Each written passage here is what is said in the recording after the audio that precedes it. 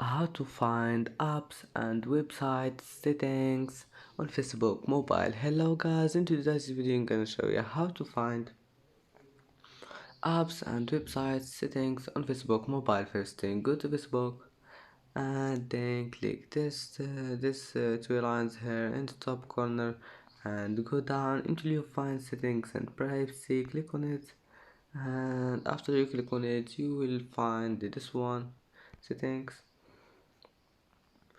and then just go down until you find this permissions category, and here you will find apps and website settings. And that's it for today's video. If you like this video, please don't forget like and don't forget subscribe, and see you in the next video.